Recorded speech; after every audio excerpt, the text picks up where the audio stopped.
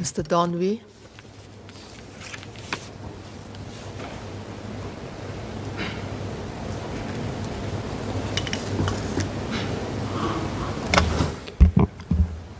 Madam Deputy Speaker, I declare that I'm working with a Singaporean bank, but I'm not involved in the credit application process. I'm in favor of all the measures in the support package.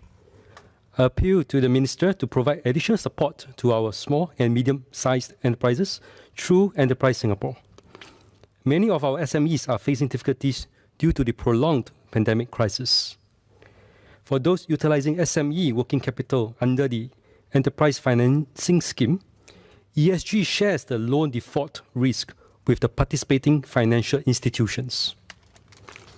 I propose that ESG increases its risk share to 80% for both mature and newer companies, up from 50% and 80% respectively, and extend the maximum repayment period from 5 to 8 years. This is because many financial institutions remain conservative, relying on old business models and track records despite significant changes in our business environment. In the face of COVID-19, rapid technological developments, climate disruptions, and changes in geopolitical dynamics, our SMEs need capital to transform their businesses and become more competitive. A higher risk share by ESG will make it easier for our SMEs, especially newer companies, to get the necessary loans. Extending the repayment period will reduce the burden on these companies during the transition period. I also hope that ESG can increase its risk share for enhanced EFS trade loan from 70% to 80% and allow the existing trade loan to be included and eligible under this scheme. For local companies providing products and services to government agencies, ministries and statutory boards such as PUB, LTA and HDB, financial institutions may be able to provide them with bigger loans at lower interest rates if government-related receivables can be used as collaterals. This is because of the trust financiers or banks have in our government agencies as excellent paymasters.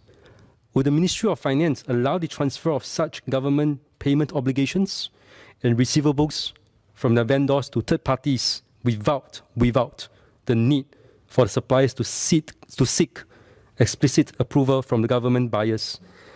In other words, the ministries and the statutory boards. The flexibility to use these future cash flows as collaterals will be a big help to these contractors and suppliers. IMDA implemented the nationwide e-invoicing network in 2019 to help businesses improve efficiency, reduce costs, enjoy faster payment, and stay green at the same time.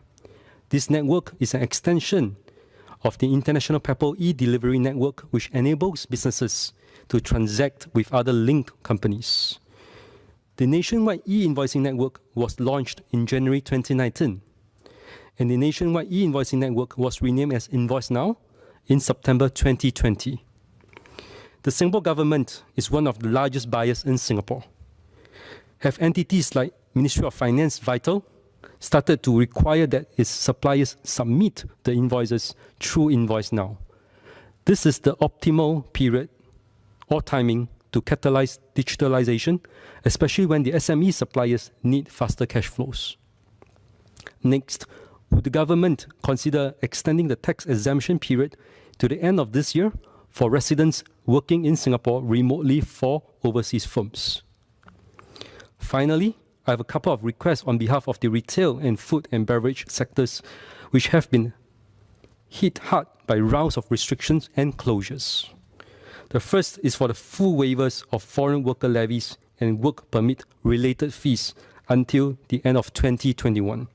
The waivers will lighten the burdens on retailers and F&B operations as they have problems finding Singaporeans to fill positions in the front line and back end. Many of these jobs are now being done by foreign workers. The second request is for subsidies to be also given to distributors and food producers, which are also suffering due to the reduction in demand. Madam Deputy Speaker, in Mandarin. 我在银行的工作让我接触到许多中小型企业，他们正面临着许多挑战，例如要保障员工饭碗，要反流动资金，然后还要调整心态，迎接数码化。